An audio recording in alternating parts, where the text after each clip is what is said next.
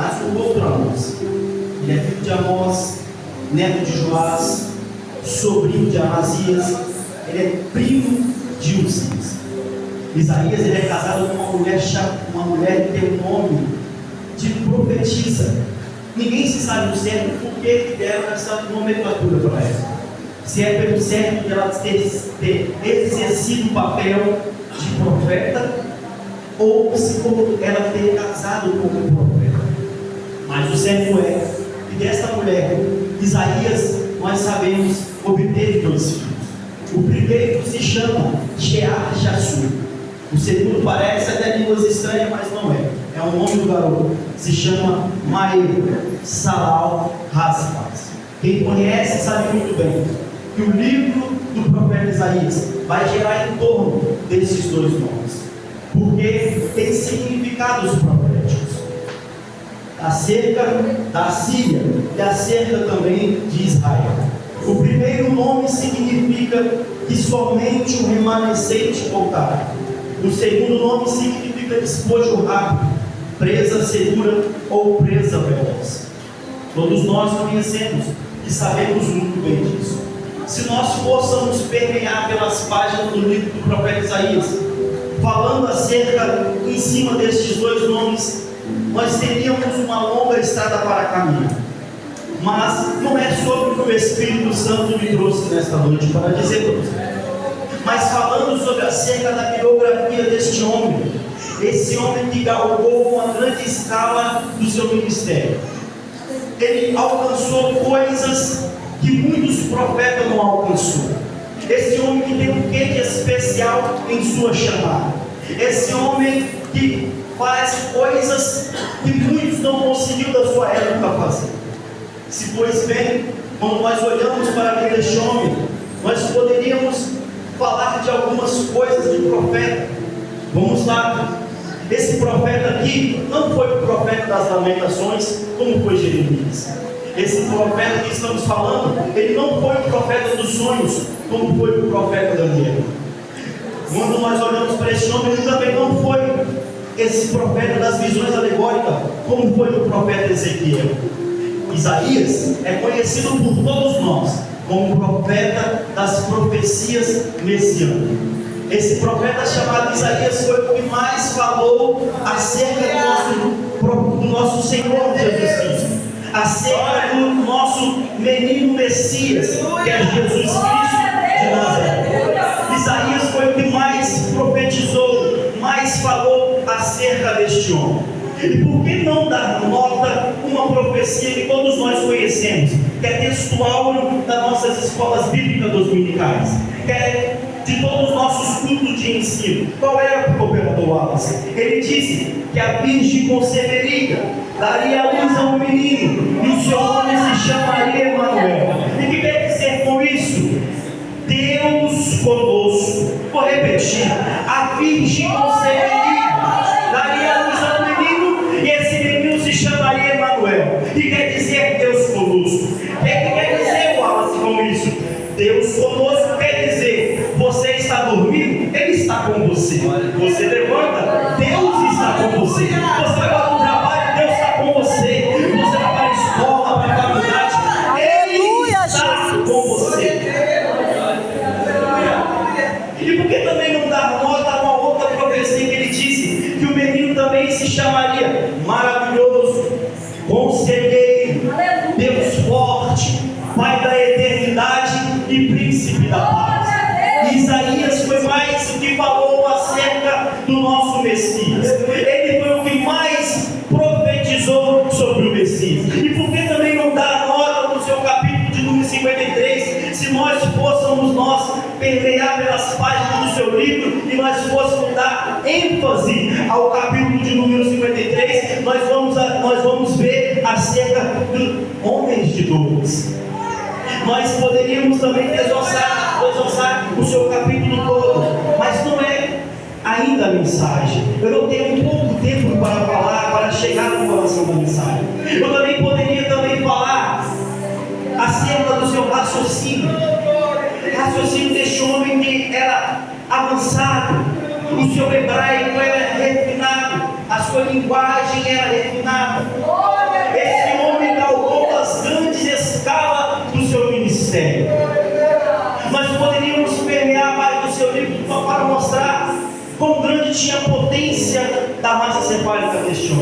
Eu poderia falar vários textos, vários versículos para mostrar como que esse homem era usado por Deus.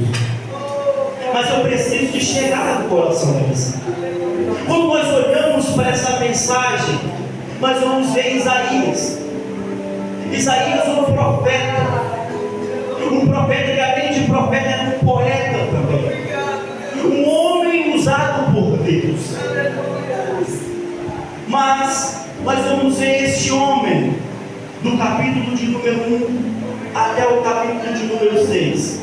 Parece que a chamada deste homem não avança.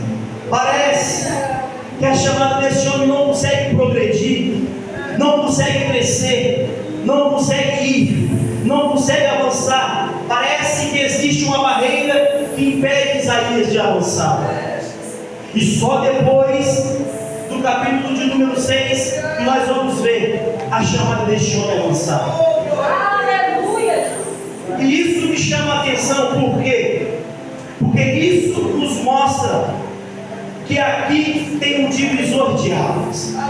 Antes do capítulo 6, Isaías, ele era um profeta, falava a linguagem do profeta, se calçava como profeta, tinha credencial de um profeta, andava como profeta, era profeta. Mas depois que no capítulo de número 6, nós vamos ver, de fato, ele fazer aquilo que Deus o havia chamado. Aleluia. E eu já tenho algo ao seu coração para dizer, que aqui Deus nesta noite vai colocar um divisor de águas nesta noite. Você foi até antes desta noite aquela pessoa que muitos dizem, talvez um drogado, talvez um alcoólatra, mas depois dessa noite, Deus vai marcar a noite de alguém aqui. Vou repetir, Deus está colocando um divisor de águas nesta noite aqui. Antes do capítulo 6, Isaías era um profeta. Depois do capítulo de número 6, Isaías vai ver o que de fato que Deus tinha chamado. Nós vamos ver Isaías avançar, nós vamos ver Isaías crescer, nós vamos ver Isaías desenvolver depois do capítulo de número 6. É Deus dizendo, nesta noite, eu vou marcar a história de gente aqui. Eu vou marcar a história de gente aqui. Glória a Deus, aleluia. Aleluia, Jesus. Desde quando eu estava sentado aqui nessa noite, eu vi louvores dizendo, quem começou a boa obra é fiel para terminar. Depois eu ouvi um louvor dizendo, santo, santo, santo. Depois eu ouvi um louvor dizendo, desce, Senhor, desce, Senhor, deixa o céu descer. É Deus dizendo, se prepara, o que estava quebrado eu vou restaurar. Se prepara, o que estava quebrado eu vou levantar. Se prepara, o que estava parado eu vou fazer movimentar. Aleluia.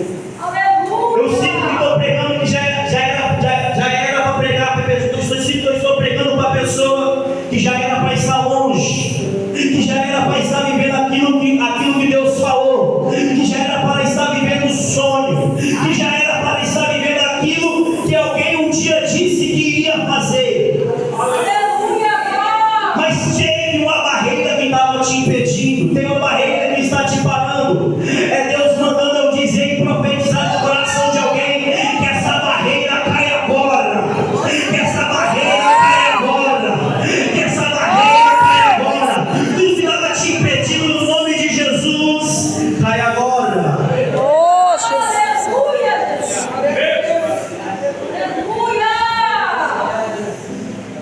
É Deus mandando eu dizer para alguém que talvez se esqueceu, aquele que começou a boa obra é fiel para aperfeiçoar. Você não entendeu? Aquele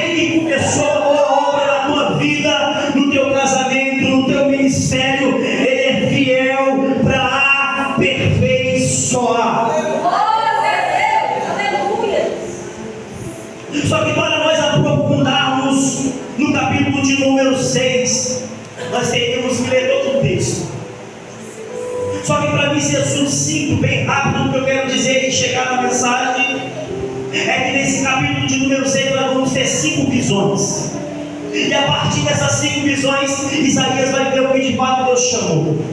É Deus mandando eu dizer para quem crê nessa noite: Deus está te dando visões nesta noite. Deus vai te dar visões nesta noite. Ah, Jesus. Oh, aleluia, Jesus. Talvez eu estou pregando para alguém aqui nesta noite que está passando por problemas em teu casamento, em teu ministério, mas Deus vai te dar direção. Aleluia, Pai. Deus me trouxe da minha casa para dizer: Ele vai te dar direcionamento e discernimento nesta noite. Aleluia. Glória a E Deus. eu entro no texto. Isaías vai começar o seu versículo dizendo: no ano em que morreu o rei Uzias, eu vi. Eu vi. No ano em que morreu o rei Uzias, eu vi.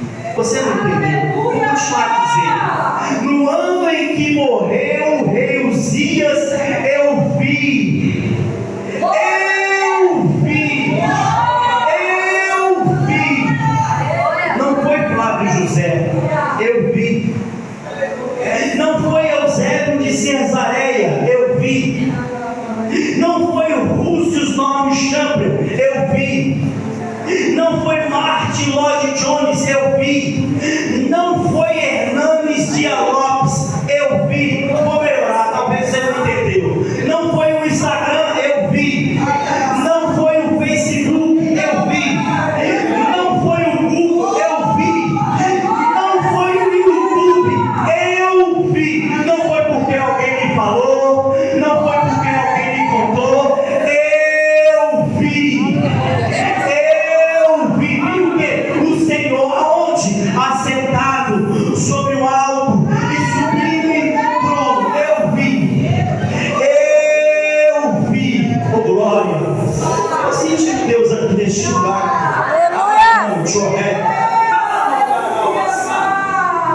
Glória. Jesus. Glória. Oh, aleluia, Pai. Glória. Eu vi. Viu o que, Isaías? O Senhor assentado sobre um alto e sublime trono, e os serafins estavam acima deles. Eles tinham 6 asas, com 2 sobre os pés, com 2 sobre o rosto e com 2 voavam. Com 2 sobre o rosto, isso fala de reverência. Com 2 sobre os pés, isso fala de santidade. E com 2 voavam, isso fala de quê? Liberdade. Aí eu lembro de um versículo que Paulo escreve aos Coríntios dizendo: aonde há o Espírito do Senhor, aí há liberdade para adorar. Oh, glória! Você nesta noite, meu amado e querido irmão, você tem liberdade para adorar. Não é para olhar para A, não é para olhar para B, é para adorar. Porque é onde habita o Espírito Santo de Deus, tem liberdade para adorar. Não é para olhar para quem cantou melhor, não é para olhar para quem está pregando melhor, não é para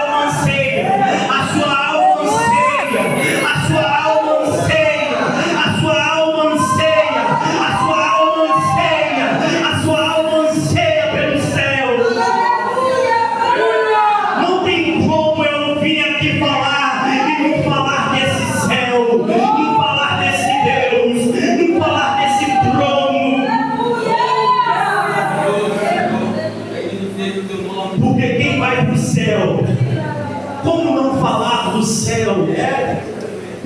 Não tem como eu não falar do céu. Deus está mandando dizer que quer ver as coisas avançar, quer ver as coisas progredir, quer ver as coisas crescer, quer ver as coisas ir adiante. Olha para o céu, olha para o céu, olha para o céu. Quer ver o seu ministério crescer? Olha para o céu. Quer ver sua família abençoada? Olha para o céu. Quer ver a arte? Está na hora da igreja olhar para o céu. Está na hora da igreja olhar para o céu. A igreja, infelizmente, nos últimos dias, olha para tudo, mas não olha para o céu. Olha para o Facebook, mas não olha para o céu. Olha para o YouTube, mas não olha para o céu. Olha para o irmão que caiu, mas não olha para o céu. Está na hora de olhar para o céu. A primeira visão de Isaías é prospectiva, pastor. O que é isso, meu operador? Olhar para o céu. Olhar para o céu. Está na hora de nós olharmos para o céu. Porque é o céu que vem, o nosso autor e consumador de nossa fé. O salmista disse: olhai para os montes não, do alto. De onde virá o teu socorro? E vem da onde? Do Senhor, que fez o céu e que fez a terra. Oh glória! Oh glória! Está na hora de olhar para o céu.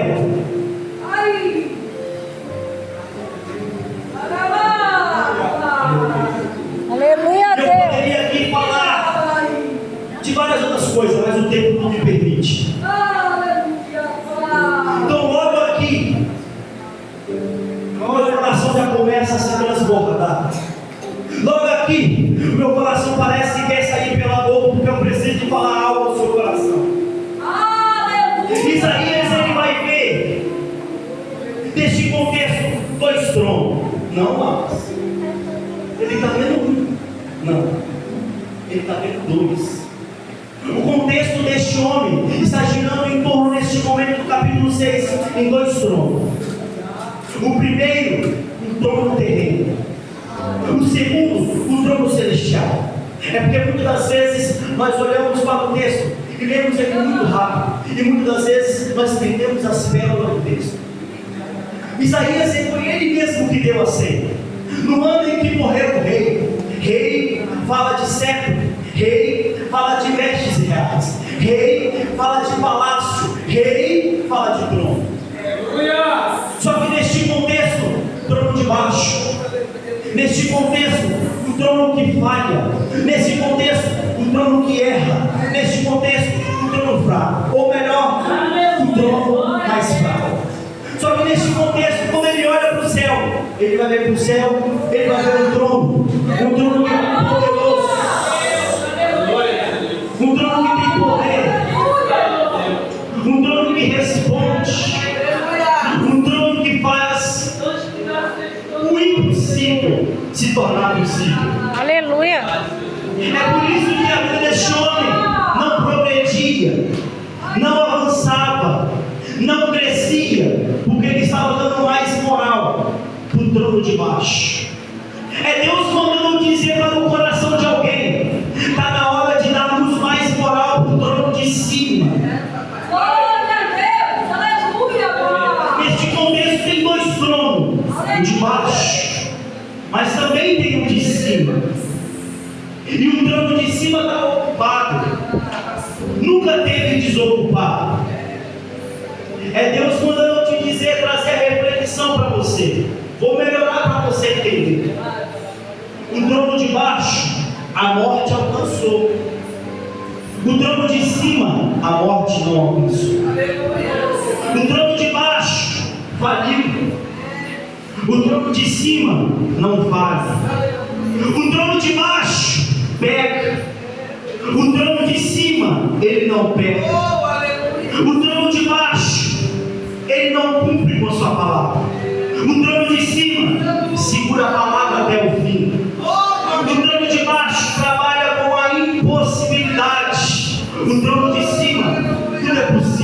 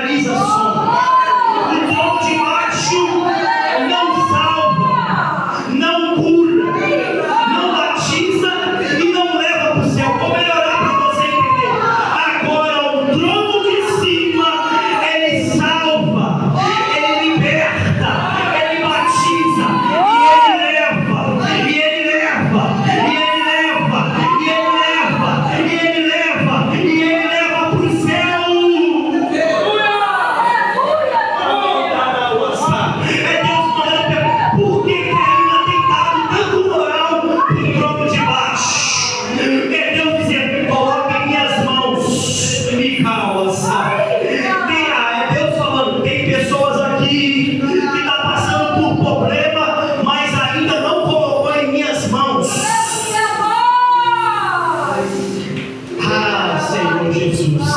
É Deus mandando dizer para alguém que noiva do Cordeiro, o trono de baixo está vazio, a manjedoura está vazia, a cruz está vazia, aleluia, mas o céu está ocupado, está ocupado, está ocupado, está ocupado, está ocupado.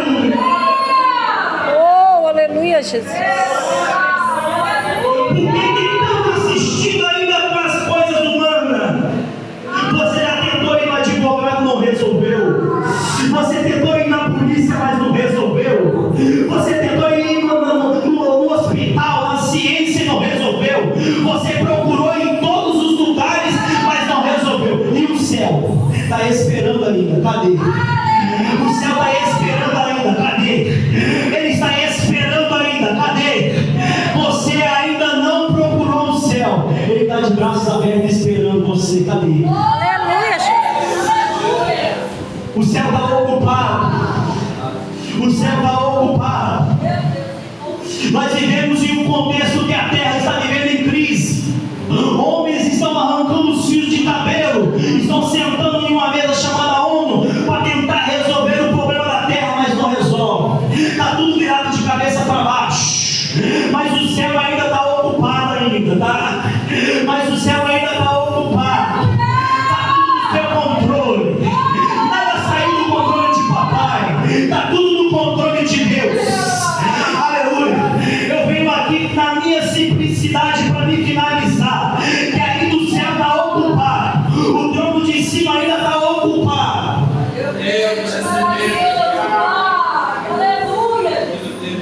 Eu estou finalizando. Quando nós olhamos para o contexto do céu, e finalizo, nós vamos ver o culto. Só que o pregador não é igual o pregador Alex. Lá o pregador é Jesus Cristo de Nazaré. Aleluia. E eu, na minha simplicidade, eu entendo que ele é pentecostal. Por quê? Porque os seus olhos é como chamas de fogo. Se a juventude me perdoe, mas quem manda no equipamento lá não é a juventude, é o pessoal da terceira idade, que a Bíblia diz em Apocalipse capítulo 10, versículo 11 também, vai dizer que lá tem 24 anciões. Ô glória! Eles estão prostrados, você vai entender o que eu estou querendo dizer. Eles estão prostrados diante daquele que está assentado sobre o trono. Eles tiram a sua coroa de suas cabeças e o adoram dizendo: diga ao Cordeiro que foi morto e recebeu poder, honra e glória. Eles se levantam e colocam a coroa em sua cabeça e o adoram. Isso é 24 horas. Eles adorando o Rei dos Reis, Senhor dos Senhores. Eu venho aqui como boca de Deus para falar para alguém aqui nesta noite. Se você não gosta de glória, não gosta de adoração, feche os céus. Se não gosta de aleluia,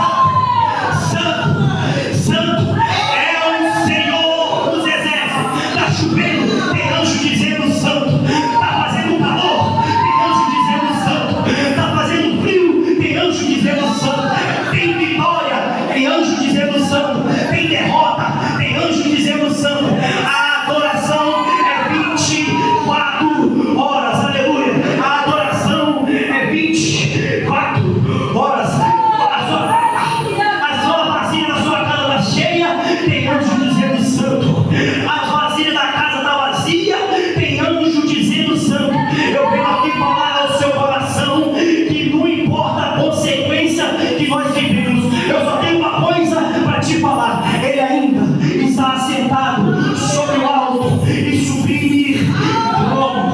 Aleluia. Passamos por problema na terra, Ele está sentado no trono. Aleluia. Passamos por enfermidade, Ele está sentado no trono. Passamos por problema, Ele está sentado no trono. A conta bancária está cheia ou não, Ele está sentado no trono. Mas passamos por um bom problema na terra, Ele está sentado no trono. Ele está sentado no trono. Ele está sentado no trono. Eu venho aqui falar para alguém aqui nessa noite que Ele ainda está assentado no trono. Não importa o que você está vivendo, se é bom ou se é ruim, Ele está sentado no trono. E o trono de cima está ocupado. O trono de cima está ocupado. O trono de cima está ocupado. Passamos por problema, isso não importa. Ele está sentado no trono. Ele está sentado no trono. E você acha que Ele não se compadece por você? Claro que sim. Porque a Bíblia diz assim, que Ele amou o mundo de tal maneira, deu o seu Filho unigênito, para todo aquele que nele crê não pereça, mas tenha vida, tenha vida, tenha vida, tenha vida eterna. Aleluia, Jesus. Finalizo dizendo, João em Apocalipse, ele vai ver o que Isaías não viu. Ele viu o Senhor assentado no trono, com um livro que está fechado por dentro e por fora. E lá está escrito, e escrito no original, está querendo dizer que é o plano de redenção de Deus, plano de salvação para a humanidade. Só que ainda não foi escrito porque João disse que foi selado por 7 selos. Só que aqui eu poderia desossar a área escatológica, mas não é a mensagem que eu quero falar. Eu só quero dizer para você que ainda está o controle está na mão de Deus. Aleluia. Eu quero dizer para você que Ele está sentado no trono, mas Ele ainda não perdeu o controle da humanidade. E aqui eu profetizo algo ao seu coração: a tua família ainda está nas mãos dele.